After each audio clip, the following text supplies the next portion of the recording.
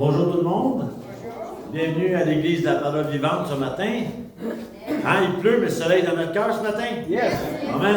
Parce que Dieu est soleil, Dieu est la lumière, Dieu nous réconforte, Dieu est avec nous. On a toutes les raisons de se réjouir ce matin. Alors, s'il vous plaît bien, on va demander au Seigneur de bénir notre réunion. Père Tout-Puissant, on te rend grâce, Seigneur Dieu. Tu es tellement bon. À travers la nature, on voit ta beauté. On voit comment que tu es parfait. Comment également, Seigneur Dieu, comment tu nous aimes. Tu t'es donné à la croix pour nous. Seigneur, merci. Merci, Jésus, d'avoir marché jusqu'à la croix. Merci d'avoir obéi, Seigneur, afin que nous ayons la vie en toi.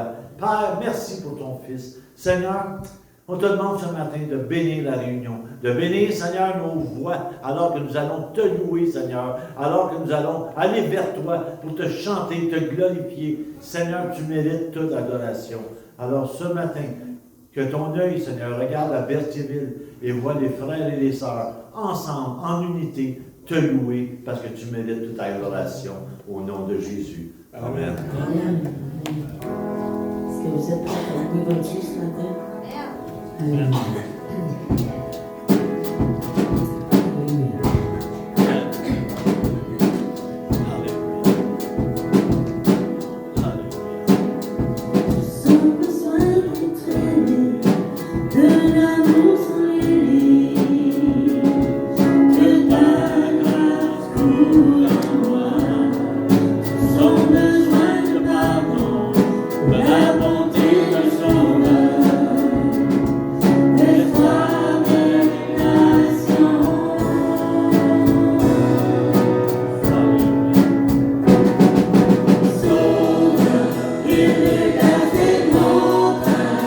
Pour Dieu sauve avec puissance.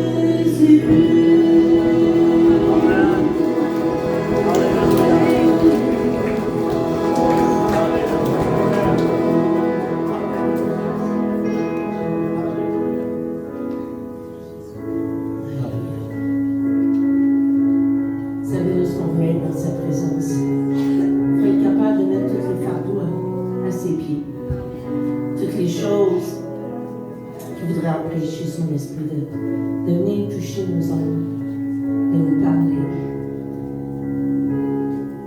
C'est lui qui dirige nos vies. Il faut juste être attentif. Je veux être en sa présence pour le connaître, pour mieux l'aimer. Je veux être en sa présence pour découvrir le Dieu d'éternité. Je veux être en sa présence.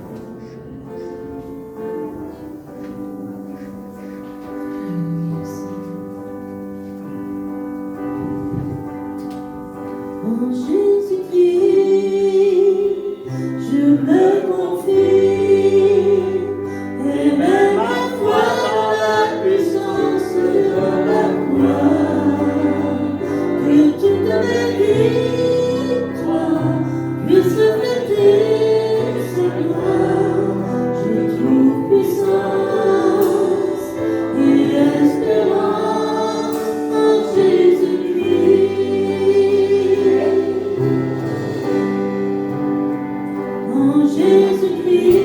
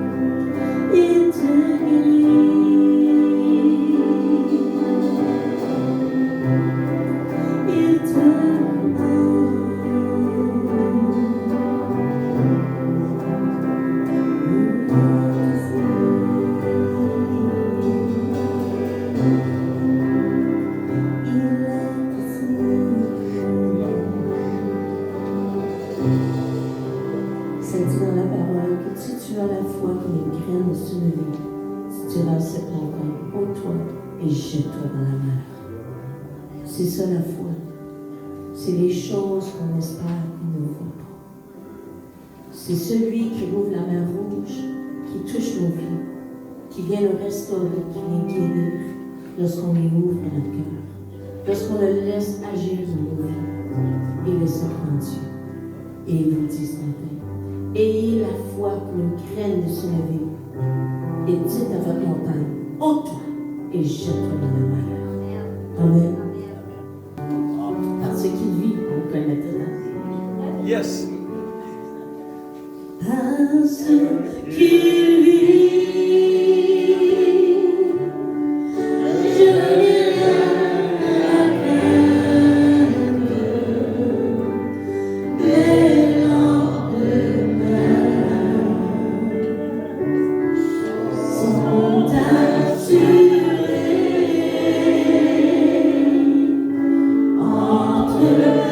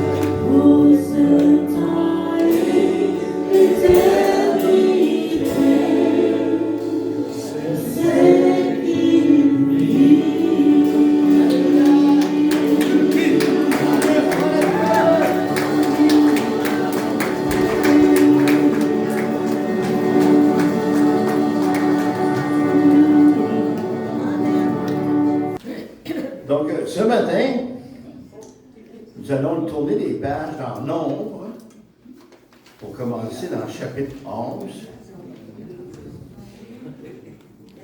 à partir du verset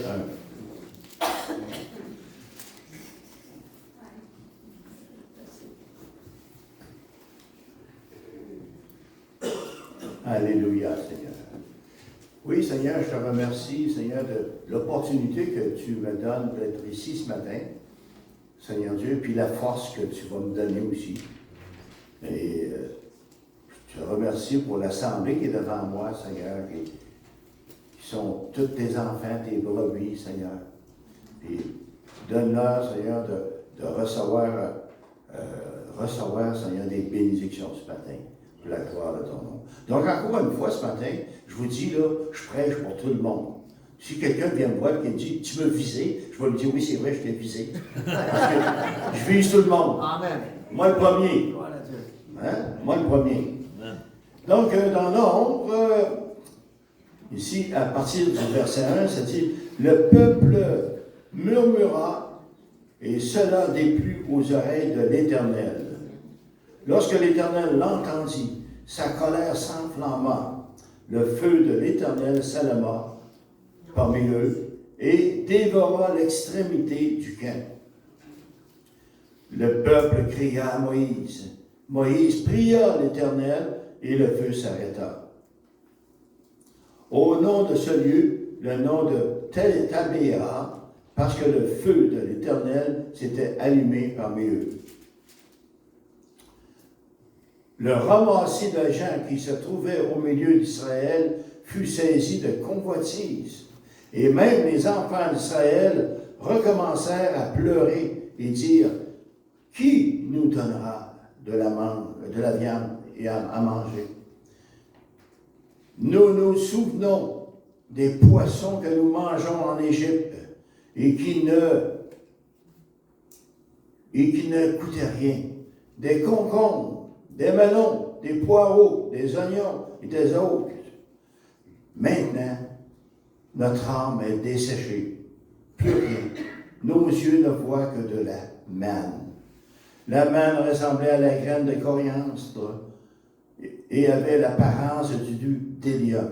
Le peuple se dispersait pour la ramasser et la broyait avec des meules ou la pilait dans un mortier. Il la cuisait au pot et en faisait des gâteaux. Elle avait le goût d'un gâteau à l'huile. Quand la rosée descendait la nuit sur le camp, la manne y descendait aussi. Moïse entendit le peuple qui pleurait, chacun dans sa famille et à l'entrée de sa tente. La colère de l'Éternel s'enflamma fortement. Moïse fut attristé et dit à l'Éternel, « Pourquoi affliges-tu ton serviteur? Et pourquoi? » Ici, j'aimerais que vous faites attention à la prière de Moïse, aussi.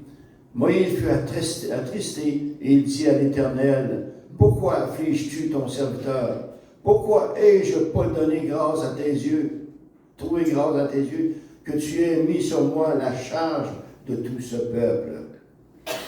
Est-ce moi qui a conçu ce peuple? Est-ce moi qui l'ai enfanté pour que tu me dises, porte-le sur ton sein, comme le nourricier porte un enfant jusqu'au pays que tu as juré à ses pères de lui donner? Ou prendrai-je de la viande pour donner à ce peuple? Car il pleure auprès de moi en disant, donne-nous de la viande à manger. Je ne puis pas, à moi seul, porter tout ce peuple, car il est trop pesant pour moi. Plutôt que de me traiter ainsi, tue-moi, je te prie, si j'ai trouvé grâce à tes yeux, et que je ne vois pas mon malheur. L'Éternel dit à Moïse, assemble auprès de moi 70 hommes, les anciens d'Israël, de ceux que tu connais comme anciens du peuple, et ayant autorité sur lui. Amène-le à la tente d'assignation et qu'il s'y présente avec toi. Et nous allons aller aussi, on va lire les choses tout de suite ici, au chapitre 12 de Nombre. versets 1 à 15. Ici, c'est Marie et Aaron. Marie et Aaron parlèrent contre Moïse au sujet de la femme éthiopienne qu'il avait prise, car il avait pris une femme éthiopienne. Ils dirent, est-ce seulement par Moïse que l'Éternel parle? N'est-ce pas aussi par nous qu'il parle? Et l'Éternel l'entendit. Or, Moïse était un homme fort patient, plus qu'aucun homme sur la face de la terre. Soudain, l'Éternel dit à Moïse et à Aaron et à Marie, allez, vous trois, à la tente d'assignation. Ils y allèrent tous, les trois. L'Éternel descendit dans la colonne de nuée. Il se tint à l'entrée de la tente. Il appela Aaron et Marie, qui s'avancèrent tous les deux. Il dit, écoutez bien mes paroles. Lorsqu'il y aura parmi vous un prophète, c'est dans une vision que moi, l'Éternel, je me révélerai à lui. C'est dans un songe que je lui parlerai. Il n'en est pas ainsi de mon serviteur Moïse. Il est fidèle dans toute ma maison. Je lui parle bouche à bouche. Je me révèle à lui sans énigme. Il voit une représentation de l'Éternel. Pourquoi donc n'avez-vous pas craint de parler contre mon serviteur, contre Moïse? La colère de l'Éternel s'enflamma contre eux et il s'en alla. La nuée se retira de dessus la tente et voici, Marie était frappée d'une lèpre blanche comme la neige. Aaron se tourna vers Marie et voici, elle avait la lèpre. Alors Aaron dit à Moïse, de grâce, mon Seigneur, ne nous fais pas porter la peine du péché que nous avons commis en insensé et dont nous nous sommes rendus coupables. Oh, qu'elle ne soit pas comme l'enfant mort-né dont la chair est à moitié consumée quand il sort du sein de sa mère. Moïse cria à l'Éternel en disant, « Ô Dieu, je te prie, guéris-la. » Et l'Éternel dit à Moïse, « Si son père lui avait craché au visage, ne serait-elle pas pendant 7 jours un objet de honte? Qu'elle soit enfermée 7 jours en dehors du camp, après quoi elle y sera reçue. » Marie fut enfermée 7 jours en dehors du camp, et le peuple ne partit point jusqu'à ce que Marie y fût entrée. Après cela, le peuple partit de Hatzeroth et il campa dans le désert de Paran. Alléluia, Seigneur. Gloire à toi, Seigneur. Merci, Seigneur, pour ta parole. Et Dieu Tout-Puissant, donne-moi ici, maintenant, ici, la parole, ici, pour expliquer le message que tu m'as donné sur mon cœur. Alléluia. Donc, ce matin, ici, mon message, c'est comment devons-nous nous comporter devant les personnes qui sont difficiles, selon la Bible. Je pense que tout le monde, dans les églises, peu importe l'endroit, on rencontre des personnes difficiles. J'ai jamais entendu un message là-dessus, là, mais j'ai eu à cœur de ce message-là cette semaine ici. Nos enfants, ça peut être nos enfants qui sont difficiles, ça peut être nos frères, nos sœurs, ça peut être dans l'Église, un frère, une sœur qui manque de respect envers nous, ça peut être quelqu'un qui veut nous transmettre ses connaissances spirituelles, puis il nous transmet ses connaissances spirituelles d'une façon bête, puis orgueilleuse, puis c'est pas le fun. Donc, ça me fait penser à Simon, il y a 2 semaines, il témoignait à quelqu'un qui disait qu'il était très difficile. Son frère était parti, puis il en voulait à son frère, il ne voulait pas y pardonner. Simon avait beau lui parler du pardon, mais il ne comprenait rien, il était difficile. Il y a le pasteur aussi, la vallée qui est venu ici, qui disait qu'il témoignait à quelqu'un, et puis c'est bonjour, je ne l'avais pas vu. Donc, il parlait à quelqu'un, et puis À un moment donné, la personne lui a montré le pied comme ça, tu continues, tu vas passer en derrière. Hein? Il y a des personnes difficiles comme ça. Hein? Il y a toujours des personnes difficiles. Donc, quoi qu'on fasse, quoi qu'on fasse, oui, toi le premier, non.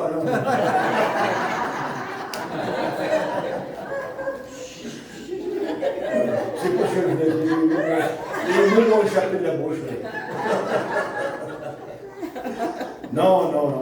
Non, quoi qu'on fasse ici, les gens difficiles, ils seront toujours là. Il va toujours en avoir des gens difficiles. Comment devons-nous nous comporter avec ces personnes difficiles-là selon la Bible? Puis les passages que j'ai lus ce matin, c'est justement parce que j'ai pensé que Moïse, c'était l'homme qui avait rencontré le plus de personnes difficiles dans sa vie. Et pendant 40 ans, dans le désert, Moïse a rencontré des gens qui étaient insatisfaits, grogneux, chialeux, critiqueux, plus que n'importe qui. Plus que n'importe qui. Plus que n'importe qui. C'est encore pire que j'en sais. Donc, en Égypte, ces hommes-là étaient traités en esclaves, imaginez. Ils étaient battus, assassinés à l'occasion et privés de nourriture à l'occasion. Ils étaient esclaves.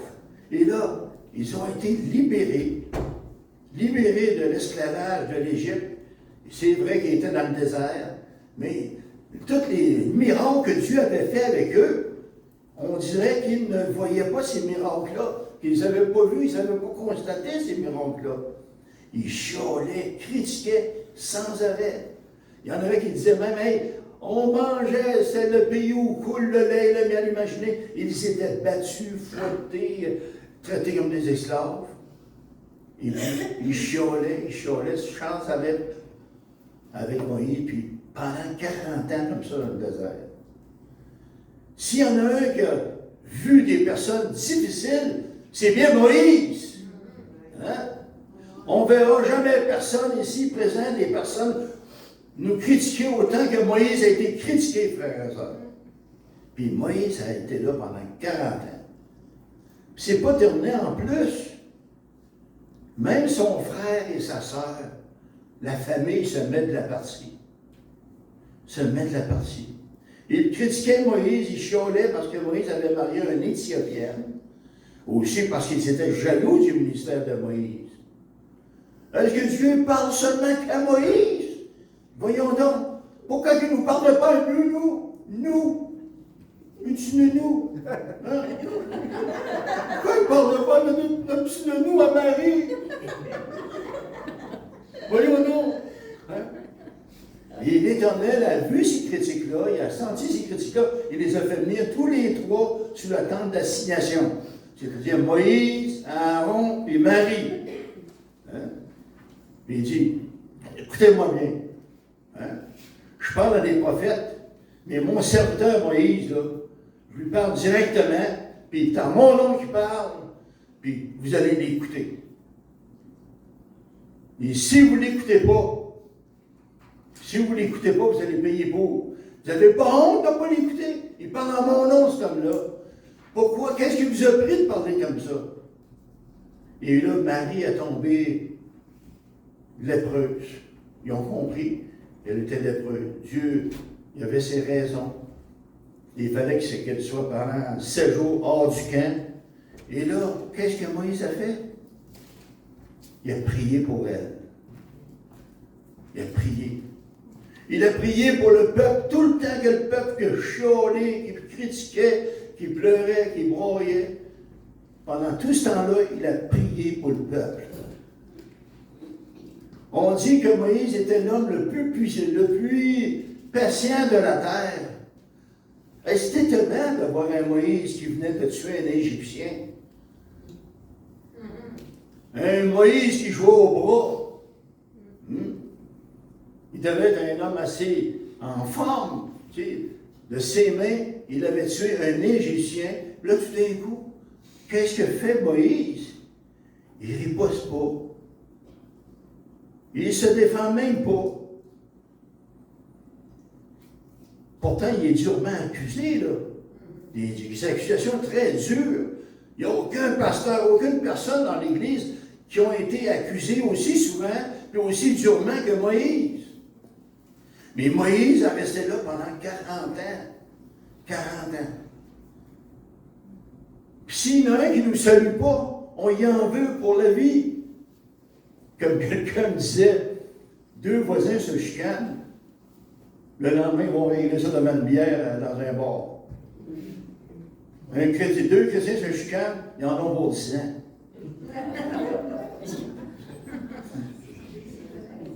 C'est vrai. Donc, Moïse, ici, il fait même preuve d'humilité envers ses accusateurs. Imaginez, faire preuve d'humilité devant tes accusateurs, devant ceux qui te manquent de respect, devant des personnes humaines. Tu fais preuve d'humilité, tu ne dis rien. Puis Moïse, il était capable de se défendre. Il prie pour eux. Il intercède pour eux à plusieurs reprises. Il prie pour Marie, et Marie fut guérie de sa lèpre.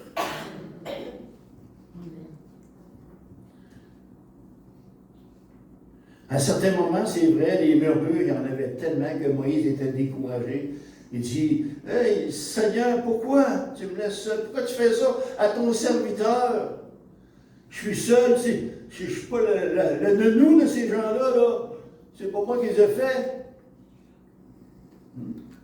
Il a fait la bonne prière à l'Éternel. Il dit, l'Éternel, moi, par mes propres moyens, là, j'ai tué un Égyptien. J'ai fait plein de gaffes. Mais toi, Éternel Dieu, toi, tu peux prendre, tu peux faire, tu sais quoi faire, tu sais tout. C'est toi qui sais tout, Seigneur. Moi, je ne sais rien. Je suis un petit rien du tout neuf. À certains moments, ce n'est pas facile pour chacun de nous ici dans une église, des fois. On est blessé, des fois. Bon, quelqu'un a fait un move que, oh, pourquoi il a fait ça? Tu sais, j'aime autant pu le voir. Hein? Mais Moïse, à plusieurs reprises, aurait pu abandonner. Il aurait pu dire, je lâche cette assemblée-là, là. Hey, il y avait peut-être 1 million de personnes. Il aurait pu dire, hey, moi je m'en vais. Je suis tanné de vous entendre chialer, broyer, crier, puis me critiquer. Moi qui fais mon possible. Il aurait pu dire ça.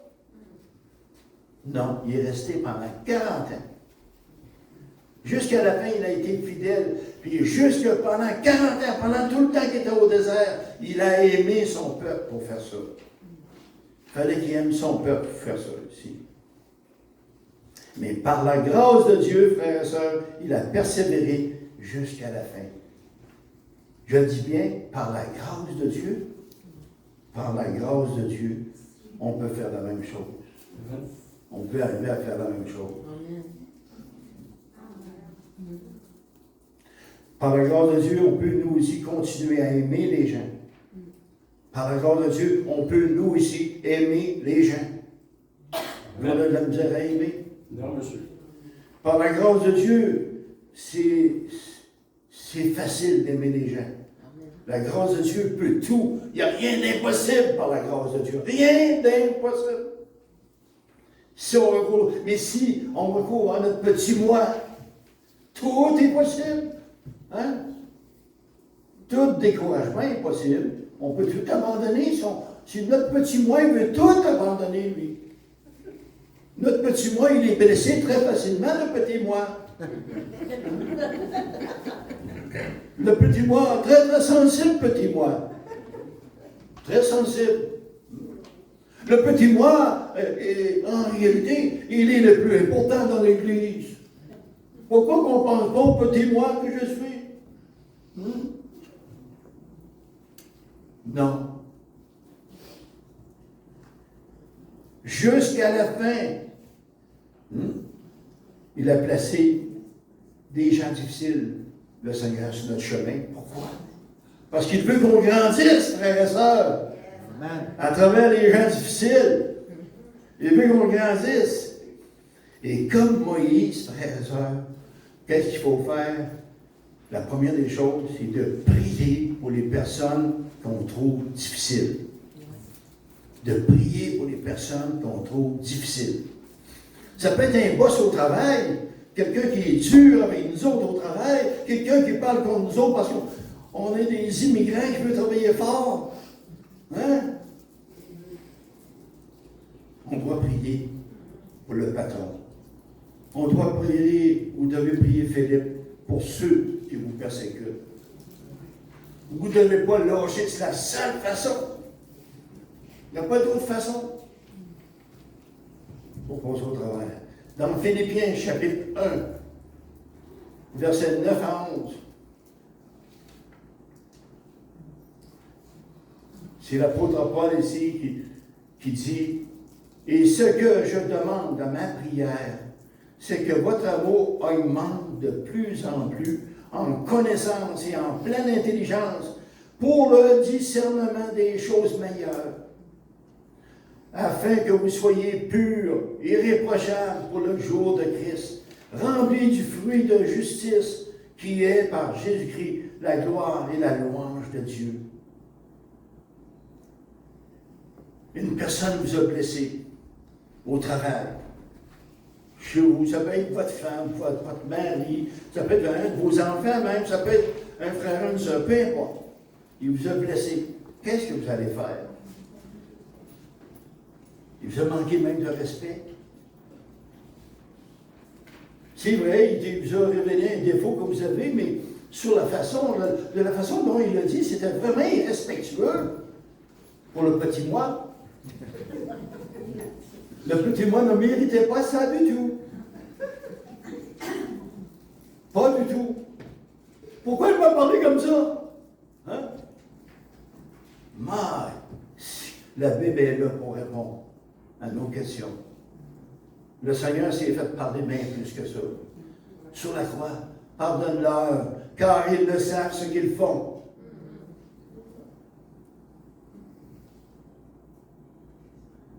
Elle vous a manqué de respect, elle s'est trop mêlée de vos affaires. Elle ne s'est pas mêlée de ses affaires. C'est moi qui aurais dû faire ça. Qu'allez-vous faire? Vous allez arrêter d'aller la voir? Ça serait la chose la plus facile, hein? Ce serait facile. Tiens, je ne vais plus la voir, j'y parle plus, si c'est possible. Puis à l'église, ça se présente, là.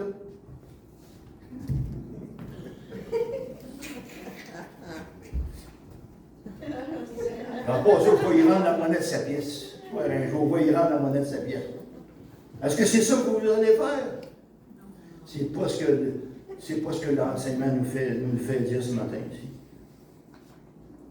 Non, comme l'apôtre Paul a écrit, vous allez prier pour elle afin que leur amour augmente pour le Seigneur. Hein? Que leur amour augmente en connaissance, en pleine intelligence pour le discernement des choses meilleures. Afin que vous soyez purs, irréprochables pour le jour de Christ. C'est ça que vous allez faire pour cette personne-là. Vous allez prier pour cette personne-là, afin qu'elle grandisse. Imaginez le contraire de ce que le petit moi désire. Hein? Je veux qu'elle soit écrasée, je vais lui couper la tête, je vais me venger. Hein? Mais notre prière, c'est le contraire. Le Seigneur demande au pauvre petit moi que nous sommes, puis je suis tout là-dedans, hein, de prier pour cette personne-là, afin que cette personne-là grandisse dans l'amour du Seigneur. C'est à ça qu'on est appelé dans l'Église, à prier pour ceux qu'on pense qui sont difficiles. Ce n'est pas des calés, pas des écrasés. C'est de faire en sorte qu'ils grandissent dans le Seigneur, qu'ils aiment le Seigneur. Imaginez de voir une personne un jour qui vous a critiqué, qui vous a chiolé, qui vous a envoyé toutes sortes de choses comme ça, puis là, vous voyez cette personne-là, parce que vous avez prié, le Seigneur l'a fait grandir, elle n'est plus la même. Mais si vous vous vengez, Si vous ne voulez plus l'avoir, vous voulez lui rendre la monnaie de sa pièce, tout va rester petit. Le petit moi, il va rester petit. Puis le petit toi aussi. Tout le monde va rester petit. L'Église ne grandira pas. Donc, comme Moïse, vous allez prier pour eux afin que cela aille bien pour eux. Comme Moïse, vous allez intercéder auprès de l'Éternel pour qu'il travaille dans leur cœur. Hein? C'est ça que vous allez faire. Pas vous. Donc, notre tendance à nous autres, quand ça ne va pas bien avec quelqu'un, c'est d'éviter la personne, autant que possible. On essaie de l'éviter. On dit, ça ne donne rien, on ne s'entend pas ensemble. C'est de s'éloigner d'elle, essayer de l'éviter. Mais la Bible nous montre au contraire que nous devons nous approcher davantage d'elle. Hey, c'est le contraire. Quelqu'un est dans l'église, admettons, ça arrive. Chacun, ça peut arriver. C'est parce que ça m'est arrivé. Je ne suis pas mieux qu'un autre, moi. Hein? Non, je vais me à le sentir. Fait que je ne passe pas près de lui, hein? J'essaie de ne pas y parler. Notre tendance, c'est de s'éloigner. Hein? Ben là, on ne s'entend pas. On s'éloigne. Mais c'est le contraire qu'il faut faire. C'est assez fort. C'est le contraire qu'il faut faire. Mais comment faire? Il faut s'approcher davantage d'elle, trouver des moyens pour parler avec elle.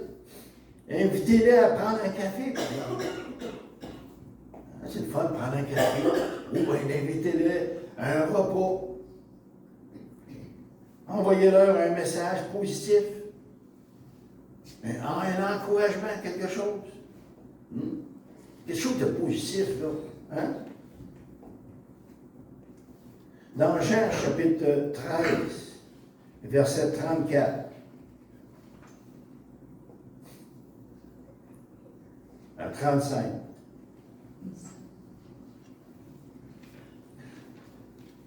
Je vous donne un commandement nouveau. Aimez-vous les uns les autres, comme je vous ai aimé. Comme je vous ai aimé, aimez-vous les uns les autres.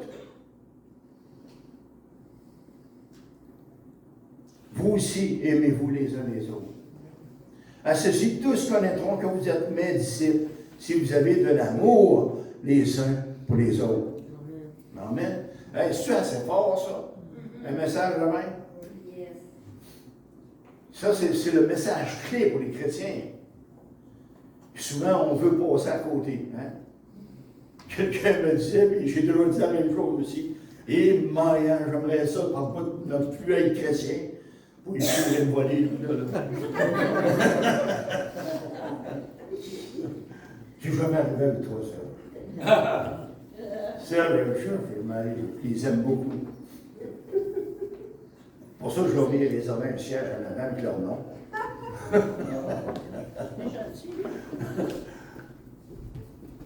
Non, gloire à Dieu. Aimer, c'est quoi aimer? La signification d'aimer, c'est sauver. Aimer, c'est sauver. Le but, là, c'est surtout pas de décourager, c'est surtout pas de corriger quelqu'un et lui dire, hey, ce que tu fais là, puis après là, il tombe sur le dos tout le temps. C'est de l'aimer, afin qu'il soit sauvé. Et dans une retraite fermée, à un moment donné, pour Rome, j'étais dans une retraite fermée pour Rome, et puis il y avait peut-être 1000 hommes dans cette retraite-là. Le pasteur avait un message éloquent, il parlait de l'amour, il parlait du pardon, puis il parlait justement, vous devriez inviter vos frères, vos sœurs, de temps en temps, un café, tout ça. À la fin, il y a un monsieur qui approche. Il dit, je peux-tu parler au micro? Les gens, oui, ils hésitaient un peu. Au début, il dit, je peux-tu faire un chant? J'ai été surpris, ils ont refusé le chant. Il a dit, je peux-tu parler? Oui, tu viens parler. Mais t'as pas grand temps, t'as 5 minutes. On te donne 5 minutes. Là, monsieur, il boitait. Je voyais qu'il était handicapé. Puis là, il s'en va directement au micro, et puis il dit, puis là, il se met à pleurer. Il dit, J'ai hâte que quelqu'un m'invite à un souper, un café. Jamais personne m'a invité à un café. J'ai hâte que ça se passe. Il n'y a personne qui me parle. Puis ça fait longtemps que je suis ici dans cette église-là, puis il n'y a personne qui me parle. J'ai changé de plusieurs églises, c'est partout pareil. Les gens me rejettent. Certainement, il y avait des raisons. Mais quand même, il ne faudrait pas attendre jusque-là. Il ne faudrait pas attendre jusque-là. Cette personne-là avait vraiment besoin de quelque chose. J'entendais des gens dire « Ah, il aurait dû le laisser chanter. » Il a demandé pour chanter. C'était pas grave, c'était des hommes, là, c'était une rencontre d'hommes, et tout ça. Il faut avoir un discernement des fois sur ces choses-là ici. Donc, comme Moïse, il faut prier pour les personnes et aller auprès des personnes qui sont comme ça, démunies.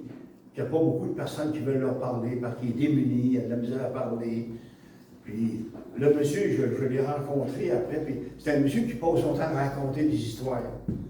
Puis pour se faire intéresser, sans l'intéresser, il contait toujours des histoires plates. Là, tu l'écoutais, là, tu l'es.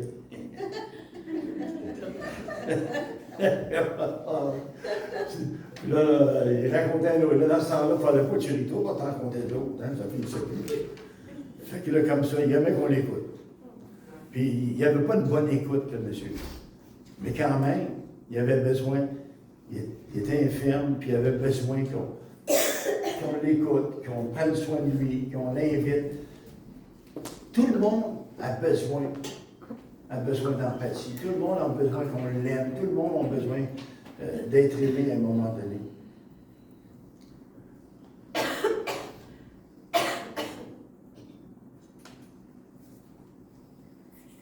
Quelqu'un, par contre, admettons que vous témoignez à quelqu'un,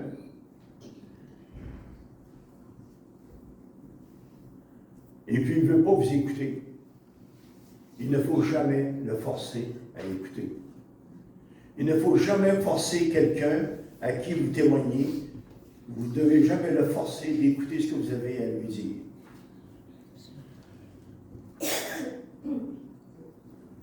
Dans Matthieu, chapitre 7, verset 6, on parle là-dessus ici. Il dit, ne donnez pas les choses saintes aux chiens et ne jetez pas vos perles devant les pourceaux, de peur qu'ils ne les foulent aux pieds et ne se retournent et ne vous déchirent. Donc, quelquefois, lorsqu'on témoigne à quelqu'un, ils n'ont pas toujours l'esprit ouvert. Ils n'ont pas toujours l'esprit de Dieu ouvert à la vérité. Puis même le Seigneur parle là-dessus. Il dit à un moment donné, il dit, nul ne peut, je ne sais pas sur quel verset, là, nul ne peut venir à moi si le Père qui m'a envoyé ne l'attire. Donc, si Dieu n'a pas attiré quelqu'un, si la personne n'est pas prête, quand même que vous lui parlez, c'est comme si vous parliez à un mur de ciment. Et le Seigneur, il dit ici, ne jetez pas vos perles devant les pourceaux, de peur qu'ils ne foulent aux pieds et ne se retournent et ne vous déchirent. Donc le Seigneur, qu'est-ce qu'il est en train de dire à ses disciples ici? Il est en train de dire à ses disciples de ne pas perdre de temps avec certaines personnes qui n'ont pas encore l'esprit ouvert à la parole de Dieu. Ils vont traiter la vérité comme si c'était comme les cochons. Hein? Les cochons, les autres, ils présentent des perles, les autres. Hein? Si tu présentes des perles aux cochons, qu'est-ce que c'est? Où ils vont aller? Ils vont aller dans la boue. Ils vont aller dans la boue. Puis, ils ne se préoccupent même pas de ça. Donc, un cochon ne peut pas apprécier les perles. Alors, l'homme qui n'a pas l'Esprit de Dieu ne peut pas apprécier la parole de Dieu. C'est vrai. On ne doit jamais imposer la vérité divine à ceux qui ne veulent pas la recevoir.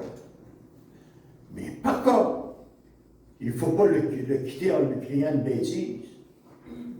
Mais va à l'enfer! Mais non, va! Tu sais, comme ça. Hein? Comme quelqu'un qui arrive ici à l'église, oh, c'est long, vous assemblez, puis ça. Tu vas trouver ça bien plus long à l'enfer! Je ne sais pas si ça a été fait. Non, c'est pas comme ça qu'on doit quitter quelqu'un. C'est pas comme ça. Il y a une façon positive. Ça me fait penser, avec ma petite sœur Christiane, elle a eu un AVC il y a à peu près 5 ans, et puis dans sa tête, c'est chamboulé un peu. Et puis, elle a décidé que c'est toute une histoire, je ne vais pas raconter l'histoire au complet parce que c'est long. Dans la famille, pour elle, sa famille, c'est ses 3 garçons. Mais ces 3 garçons sont en chicane tout le temps. Puis, elle ne veut pas, nous autres, moi, je ne me suis jamais chicané avec, jamais, ma petite soeur. Et puis là, tout d'un coup, je l'appelle. Bonjour, Christiane. Ah, c'est Fernand. Elle n'est pas venue avec moi. Ah, c'est Fernand. Ah, Fernand, je l'ai déjà dit, hein. Ma famille, c'est plus vous autres. Hein? Là, je lui parle du Seigneur. Là, ton Seigneur, là, je ne crois pas à ton Seigneur. Hein, je ne crois pas en Dieu, je ne crois pas en rien. Tout ça. Ouais, Christiane, me regarde, Christiane. Moi, je t'aime beaucoup. Tu es sur mon cœur, ma petite soeur. Je t'aime beaucoup. Puis je vais respecter ce que tu me demandes. Tu ne veux plus que je t'appelle, c'est ça? Oui. Ben, j'ai dit, toi, tu peux m'appeler, par exemple. Quand tu auras besoin, appelle-moi. La porte est grande ouverte, la ligne va être grande ouverte quand tu vas m'appeler. Je vais être là pour répondre. Puis si tu as besoin de quoi que ce soit, dis-le-moi. La porte est ouverte. Et ce que je me suis aperçu, c'est qu'elle a une petite gêne. Elle communiquait sur Facebook avec mes filles. Des fois, ça a commencé avec Hélène, elle a su qu'elle était enceinte, ma fille, là, Hélène, tout ça. Puis, elle a commencé, je vois qu'elle s'approche, quelque chose. Puis, elle n'a pas répondu à ce que je lui ai dit, mais on voyait que ça l'a fait. J'ai senti, je ne sais pas comment ça, un vent de l'esprit. Comme un vent de l'esprit dans ce temps-là, hein, quand tu dis ça, là, que tu te dis, hey, tu as dit la bonne chose, là, puis ça va la faire réfléchir.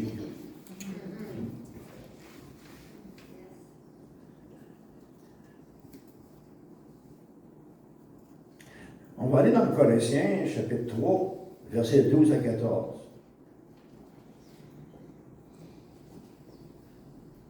Ainsi donc, comme des élus de Dieu, saints et bien-aimés, revêtez-vous d'entrailles, de miséricorde, de bonté, d'humilité, de douceur et de patience.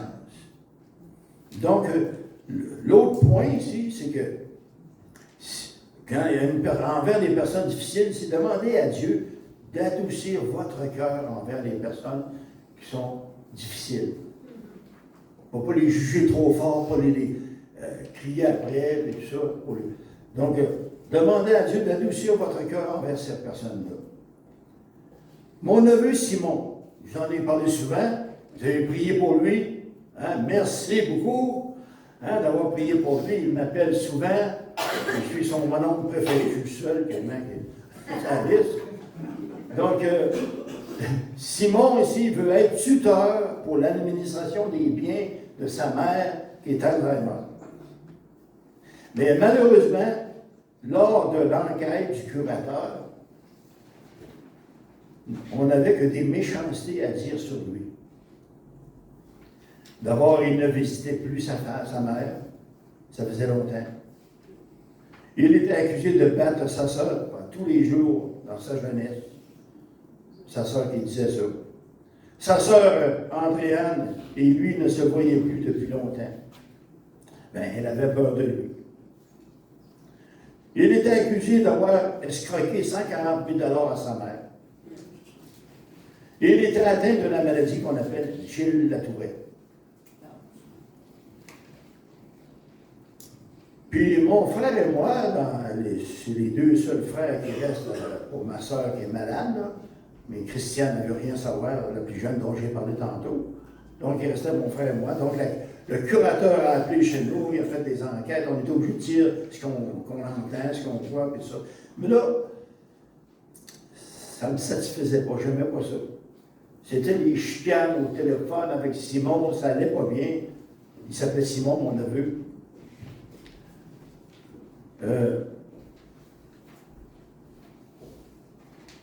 On ne le voyait pas administrer les biens de sa mère.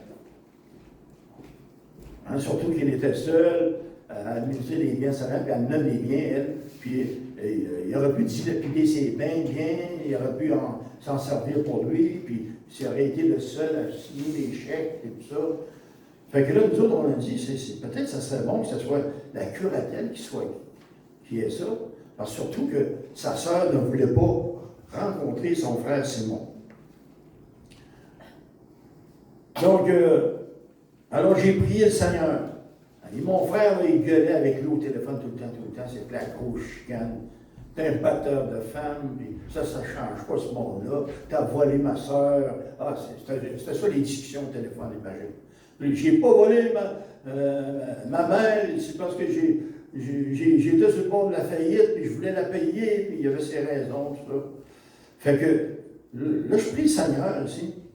Seigneur, qu'est-ce que je dois faire avec ça?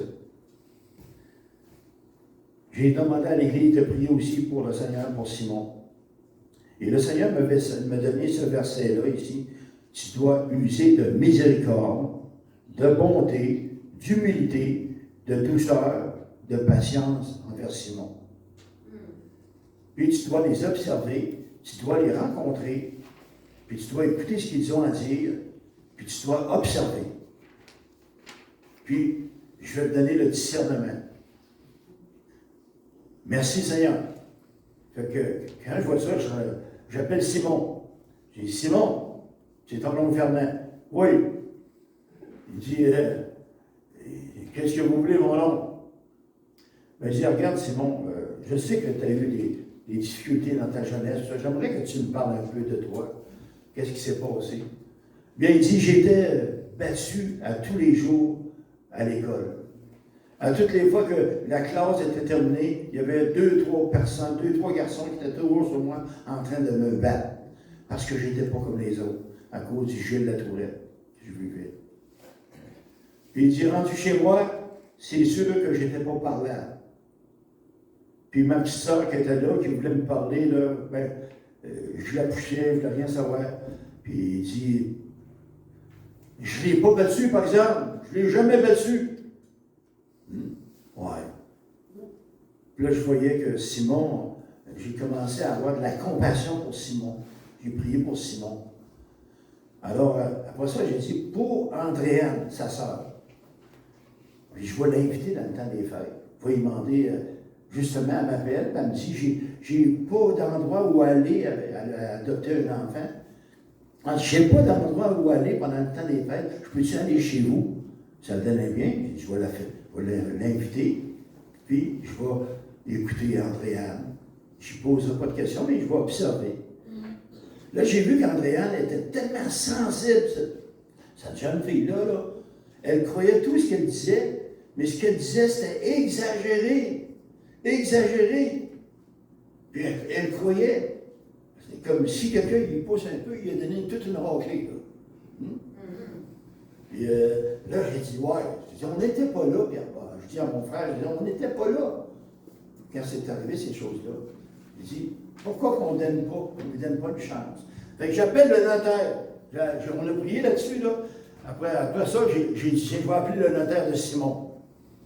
J'appelle le notaire de Simon pour savoir qu'est-ce qu'on pourrait faire de mieux. Parce que là, j'ai dit, les gens soupçonnent Simon de prendre de l'argent. Il dit, écoute, il est venu ici, Simon, puis il m'a dit qu'il devait de l'argent à sa mère, que ça, il fallait qu'il remette ça. Il le dit de lui-même. Voilà, en partant, c'est bien. Et puis, là, j'ai dit, qu'est-ce qu'on pourrait faire de mieux? Là, il est le seul à signer les chèques. Là, sa sœur va le soupçonner de voler, mais elle ne veut pas le rencontrer, elle ne veut pas signer les chèques avec lui, et tout ça. C'est pas, en tout cas. Et ça serait bon que deux puissent signer les chèques. Fait que là, il n'y a rien qui sortirait du compte de banque sans que les deux le sachent. Alors, je dis ça à Simon, Simon était bien content. Il dit, on n'aurait plus de soupçons sur moi. Je voyais qu'il était bien parti, Simon. Mais là, il en parle à sa sœur refuse. Parce qu'elle a peur de le rencontrer. Elle ne veut pas le croiser. Puis il dit, à part de ça, il dit, si on a des décisions à prendre en comité, on est deux. si on n'est pas d'accord, la chicane va prendre, puis ça va être le statu quo tout le temps. Puis là, je rappelle le notaire. Il dit, on peut-tu être 3? Là, le notaire il dit, je ne sais pas 3 si c'est possible. Je dis, mais je vais dans une église, puis on est, il me semble, 3 possiblement qui peuvent signer. Hein, c'est ça, sur un chèque. Il dit, je ne pensais pas que les succursales acceptaient ça. Ah, mais ça va être bien. Mais j'ai dit, je ne demande pas de signer, je demande simplement d'être là quand ils vont avoir des décisions à prendre pour trancher la question. Puis là, il dit, je vais essayer ça. Puis là, on appelle Andréane, Simon. Là, tout le monde est heureux, là, Andréane. Elle veut, elle est contente de ça parce qu'elle sait que quelqu'un va être là, qu'elle veut que je sois là. Simon veut que je sois là. Puis la raison pourquoi que Simon veut que ce soit moi au lieu de mon frère, il dit, c'est parce que toi, tu penses que tu vois pas une possibilité en moi que je puisse faire le job. Tu me fais confiance, puis à cause de tout ce que je lui ai dit. Gloire à Dieu. Là, il reste seulement que le juge à convaincre. Puis, en tout cas, moi, je pense que c'est bien enclenché. Et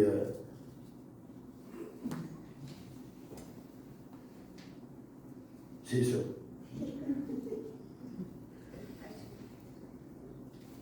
Là, l'histoire triste. Donc, la chose à comprendre dans cette histoire-là, frères et sœurs, frères et sœurs, frères et sœurs, donc la chose à comprendre là-dedans, c'est de demander à Dieu d'adoucir notre cœur et d'être attentif aux personnes qui nous semblent difficiles. D'être attentif. J'ai appris, moi, là-dedans, à travers ça aussi, que toute personne valent beaucoup plus que ce qu'ils font, puis ce qu'ils disent devant Dieu. Toutes les personnes valent beaucoup plus cher que ce qu'ils font et ce qu'ils sont devant Dieu. Tous, on a besoin de justice. Tous, nous avons besoin de compassion. Tous, nous avons besoin de la grâce de Dieu, même si personne ne la mérite. Tous.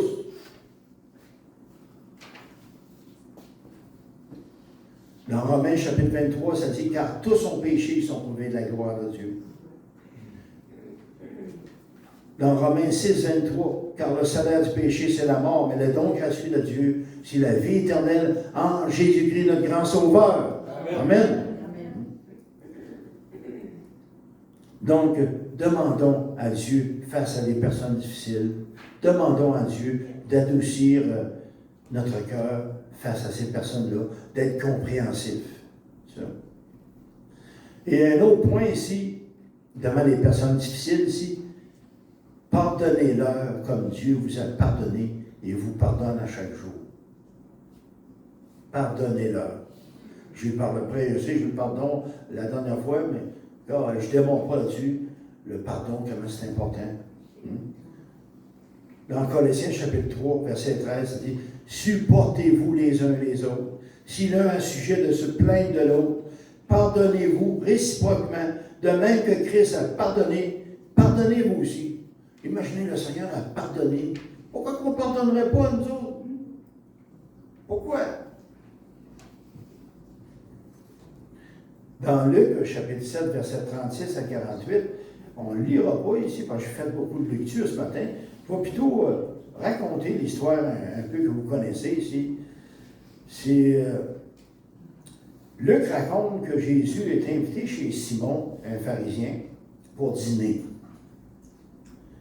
Une femme qui est décrite comme une grande pécheresse voit Simon, voit Jésus rentrer chez Simon. Alors, elle entre elle-même dans la maison de Simon avec du parfum. Jésus est allongé sur le divan. Elle arrive derrière Jésus. Et puis elle pleurait à chaudes larmes. Elle pleurait tellement de larmes, j'en reviens pas ici. Et elle lave les pieds de Jésus avec ses larmes. Ensuite, elle essuie les pieds de Jésus avec ses cheveux. Ensuite, qu'est-ce qu'elle fait? Elle parfume les pieds de Jésus. Ensuite, qu'est-ce qu'elle fait? Elle embrasse les pieds de Jésus.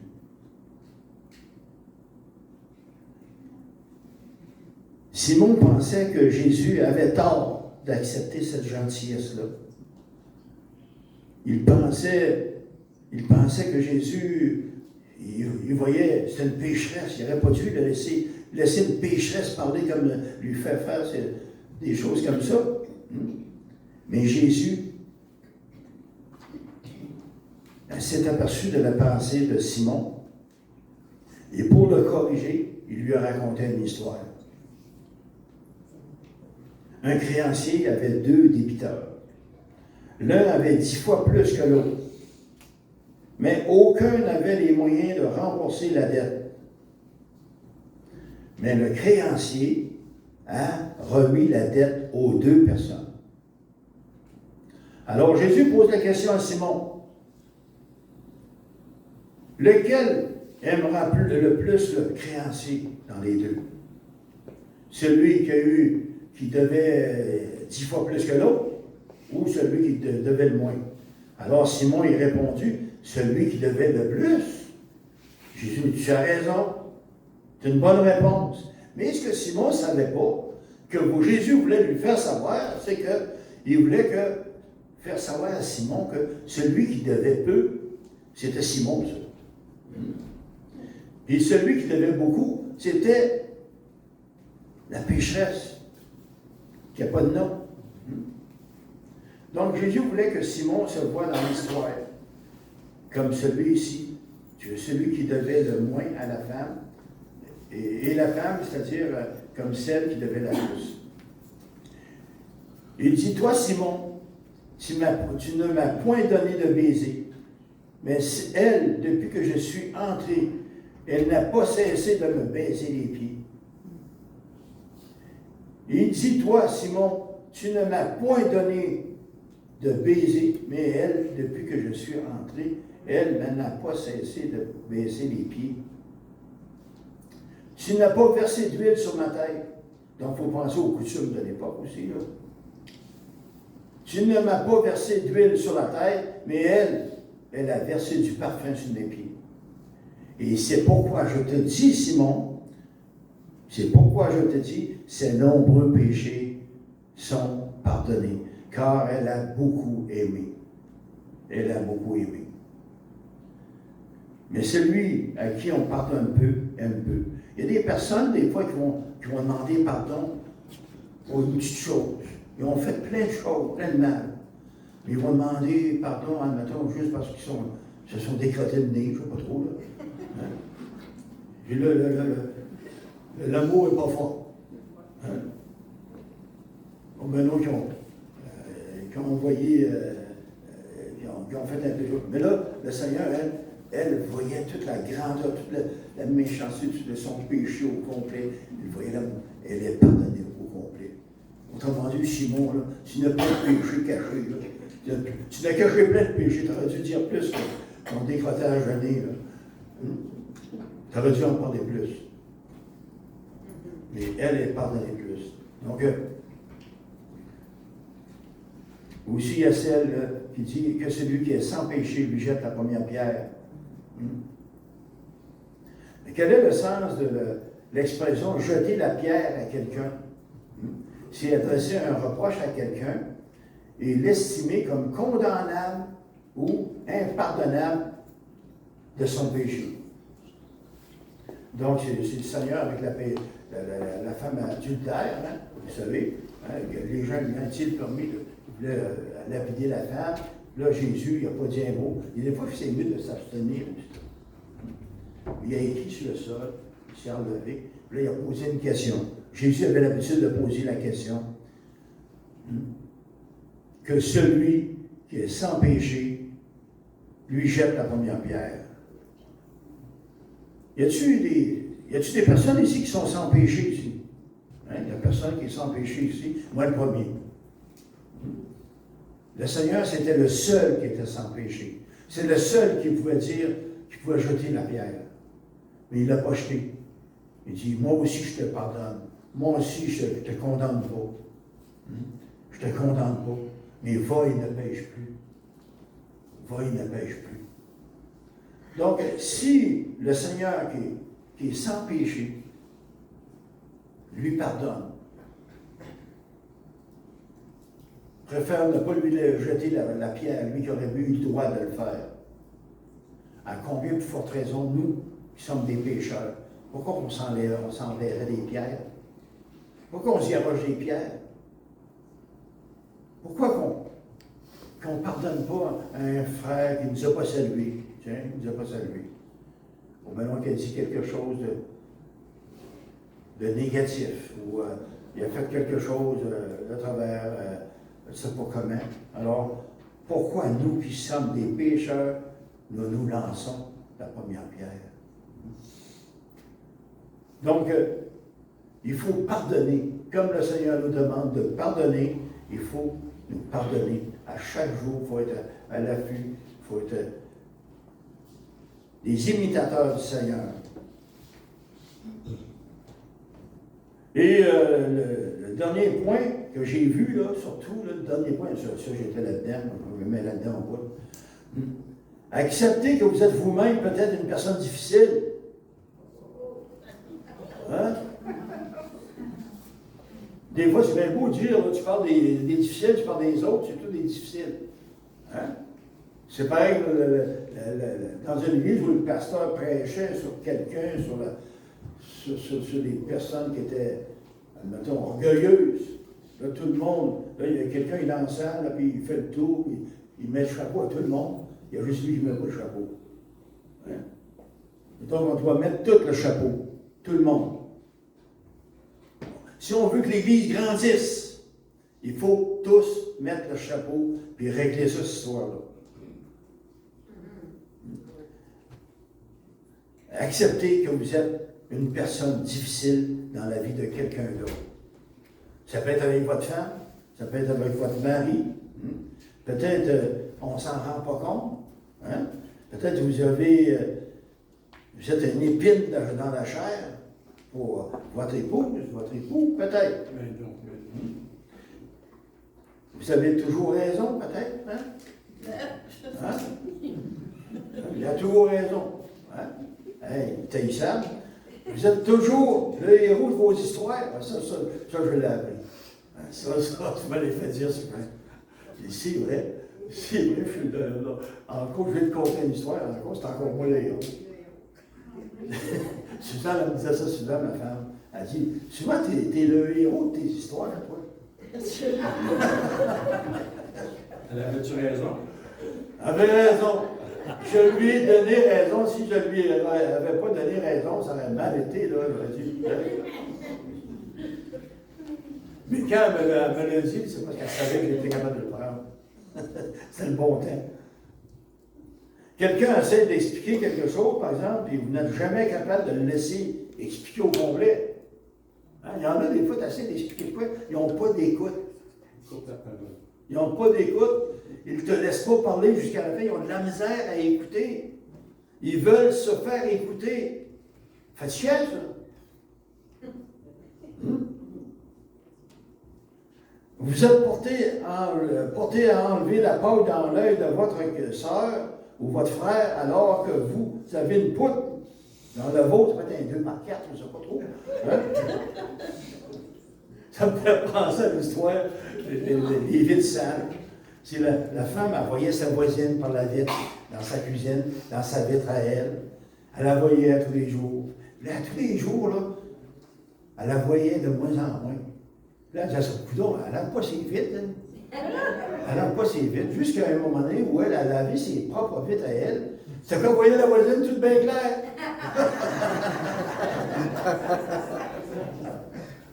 Tu sais?